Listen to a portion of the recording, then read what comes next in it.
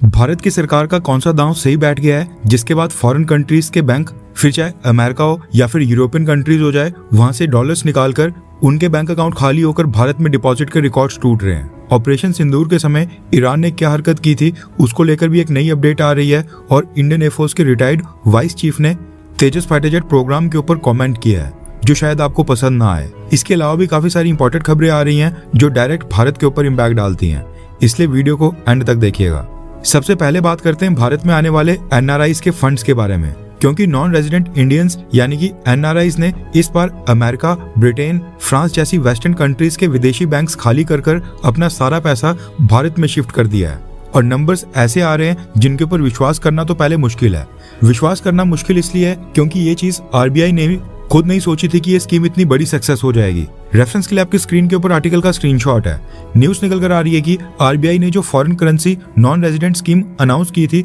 उसके तहत एनआरआईज ने भारत के बैंक अकाउंट्स में $73 बिलियन का डिपॉजिट कर दिया है और ये स्कीम लिटरली 2.5 महीने पहले ही स्टार्ट की गई थी। 8 जून को जब ये स्कीम लॉन्च की गई थी, आरबीआई का एम था फॉरेन करेंसी एसेट्स इकट्ठा करना ताकि इंडियन रुपीस को स्टेबिलिटी प्रोवाइड करने के लिए कुशन मिले। आरबीआई ने जब 8 जून को ये स्कीम लॉन्च की थी उस समय आरबीआई द्वारा एनआरआईज के डिपॉजिट के लिए डेडलाइन रखी गई थी 30 सितंबर की, यानी कि 30 सितंबर तक एनआरआईज इस स्कीम का लाभ उठाकर इसमें डिपॉजिट कर सकते थे। लेकिन अब न्यूज आ रही है कि $70 बिलियन से ज्यादा के फॉरेन करेंसी एसेट्स आने के बाद रिजर्व बैंक ऑफ इंडिया ने अनाउंस किया है कि एफसीएनआर डिपॉजिट स्कीम अब 31 अगस्त को ही खत्म कर दी जाएगी, यानी कि ये स्कीम 1 महीना पहले ही खत्म की जा रही है। सितंबर महीने का वेट नहीं किया जा रहा है। अब ऑब्वियस है कि सरकार ने ये स्कीम और डिपॉजिट तभी बंद की होगी क्योंकि जो फॉरेन करेंसी इनफ्लोज का टारगेट सरकार सोचकर चल रही थी वो समय से काफी पहले ही पूरा हो गया है। स्कीम को 11 हफ्ते हुए हैं और इतने कम समय में $73 बिलियन की डिपॉजिट आना ये वाकई में बड़ी बात है। इसलिए अब ये स्कीम $73 बिलियन इकट्ठा करने के बाद अब जल्दी बंद की जा रही है।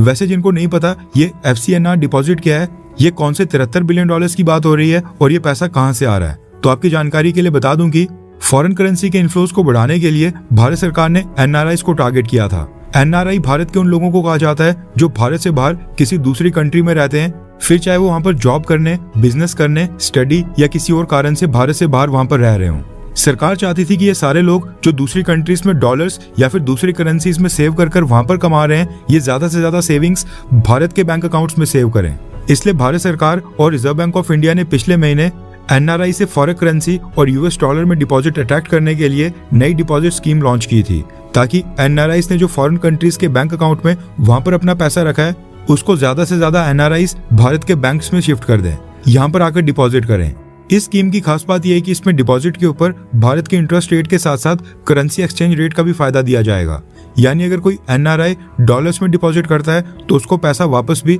डॉलर्स में ही दिया जाएगा, प्लस जो उसका इंटरेस्ट बनेगा। इसमें एनआरआईज के लिए बेनिफिट ये होता है कि 3 से 5 साल के बाद उनको डिपॉजिट के ऊपर इंटरेस्ट तो मिलेगा, लेकिन इंडियन रुपीस की वैल्यू जो डेप्रिशिएट होगी उसको जो नुकसान होता है वो नहीं होगा। इसलिए स्कीम के तहत एनआरआईज खुलकर भारत के बैंक्स के अंदर वापस से पैसा डिपॉजिट कर रहे हैं और ये चीज अब भारत के फॉरेन एक्सचेंज रिजर्व्स के नंबर्स में भी रिफ्लेक्ट होने लगी है। इस स्कीम से आरबीआई का मेन टारगेट फॉरेन करेंसी इकट्ठा करना, क्योंकि इससे भारत के पास डॉलर्स और दूसरी फॉरेन करेंसी का रिजर्व्स तो स्ट्रांग बनेगा ही, साथ में इंडियन रुपीस के ऊपर प्रेशर को कम करने में इससे मदद मिलेगी। आरबीआई के पास क्वेश्चन होगा तो इंडियन रुपीस तेजी से डिप्रिशिएट नहीं होगा। इंडियन रुपीस लगातार तेजी से गिर रहा था जिसके बाद ये स्कीम लाई गई और अब बताया जा रहा है कि इंडियन रुपीस भी थोड़ा सा स्टेबल होने लगा है, जो कि भारत की ओवरऑल एक्सटर्नल फाइनेंशियल स्टेबिलिटी के लिए सबसे इंपॉर्टेंट था। नेक्स्ट अपडेट आ रही है भारत, पाकिस्तान और ईरान से संबंधित। रेफरेंस के लिए आपकी स्क्रीन के ऊपर आर्टिकल का स्क्रीनशॉट है। न्यूज निकल कर आ रही है कि पाकिस्तान के डिप्टी प्राइम मिनिस्टर और फॉरेन मिनिस्टर इशाक डार ने पाकिस्तान की पार्लियामेंट को जानकारी दी है कि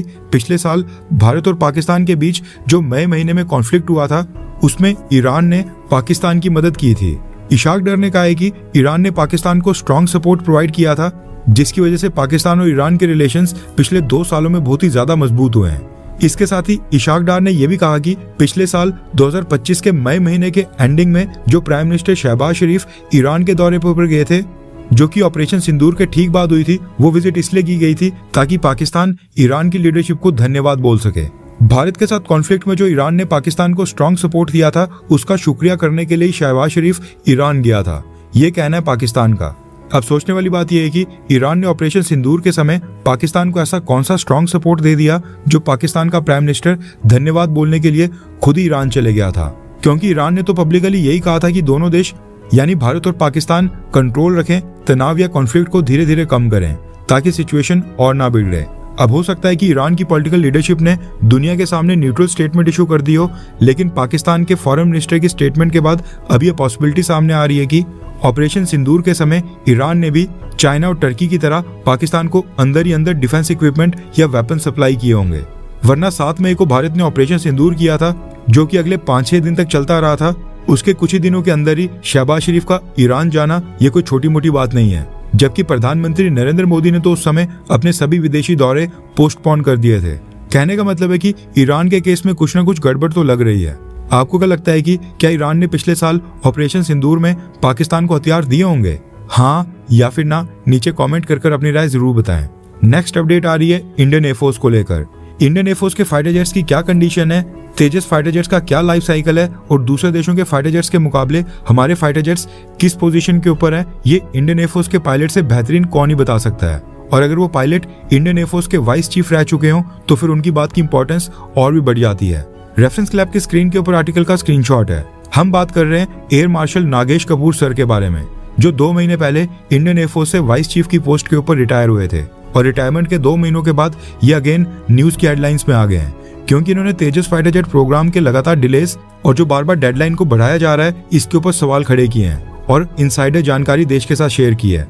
retired air marshal Nagesh Kapoor sir ने कहा है कि भारत का जो तेजस मार्क 2 प्रोग्राम है, जो कि इंडियन एयरफोर्स की फ्लीट में मिड-30s में जाकर इंडक्ट किया जाएगा, ये उस समय ऑपरेशनली रिलेवेंट नहीं होगा। उनके अकॉर्डिंग तेजस मार्क 2 अगर इंडियन एयरफोर्स की सर्विस में 2030s के मिडिल तक ऑपरेशनली एंटर करता है तो तब तक टेक्नोलॉजी और बैटलफील्ड रिक्वायरमेंट्स इतनी एडवांस हो चुकी होंगी कि ये एयरक्राफ्ट अपने डिजाइन के हिसाब से फ्यूचर रेडी नहीं बल्कि थोड़ा सा आउटडेटेड हो सकता है। यानी प्रॉब्लम ये नहीं है कि तेजस मार्क 2 खराब एयरक्राफ्ट होगा, बल्कि ये कंसर्न है कि जब तक ये लार्ज स्केल इंडक्शन तक पहुंचेगा, बल्क नंबर्स में हम इनको जब अपनी एयरफोर्स के अंदर इंडक्ट करेंगे, तब तक चाइना, पाकिस्तान और जो दुनिया के बाकी देश हैं उनके पास नेक्स्ट जनरेशन फाइटर जेट्स पहले से मौजूद होंगे, जो कि और भी ज्यादा advance sensors, long range weapons, electronic warfare और अनमैन्ड सिस्टम जैसी कैपेबिलिटीज के साथ काफी आगे बढ़ चुके होंगे। ये कहना है नागेश कपूर सर का। अब ऐसा नहीं है कि मार्शल नागेश कपूर सर ने खुद ही ये स्टेटमेंट दी हो। उनसे पॉडकास्ट में पूछा गया था कि क्या भारत के 4th जनरेशन फाइटर जेट्स साल 2035 में सेंस बनाएंगे, जब चाइना 6th जनरेशन और Pakistan 5th generation stealth fighter jet के ऊपर शिफ्ट हो गया होगा। उसी के रिप्लाई में इन्होंने अपना पॉइंट ऑफ व्यू रखा और जवाब में कहा कि नो, ऑपरेशनली डेफिनेटली नो। इसके साथ ही नागेश कपूर सर ने यह भी कहा कि तेजस मार्क 2 जो 4th जनरेशन का फाइटर जेट है, ऐसा नहीं कि ये कोई बुरा फाइटर जेट है। भारत जैसे बहुत बड़े देश के लिए सिर्फ 5th और सिर्फ 6th जनरेशन के फाइटर जेट्स के ऊपर डिपेंड करना, यानी कि हर एक जगह 5वीं और 6ठी पीढ़ी के फाइटर जेट्स को डिप्लॉय करना, ये प्रैक्टिकली पॉसिबल ही नहीं है। ये लिमिटेड नंबर पर ही होंगे और एयरक्राफ्ट के लिमिटेड नंबर्स की वजह से उनको हर जगह भारत डिप्लॉय नहीं कर पाएगा। इसलिए जो ऑपरेशनल गैप्स बचेंगे उनको तेजस जैसे कंपैरेटिवली अफोर्डेबल और केपेबल फाइटर जेट से ही फिल करना होगा। यानी ऐसा नहीं है कि तेजस मार्क 2 का कोई काम नहीं होगा। उनके अकॉर्डिंग 5th और 6th जनरेशन फाइटर जेट्स के ऊपर शिफ्ट होने का समय आ गया है। इसके साथ ही रिटायर्ड वाइस एयरफोर्स चीफ ने तेजस फाइटर जेट को मैन्युफैक्चर करने वाली हिंदुस्तान एरोनॉटिक्स लिमिटेड की अप्रोच और डिलेज के ऊपर भी चिंता जताई है और कहा कि इस समय तेजस मार्क 1 ने भी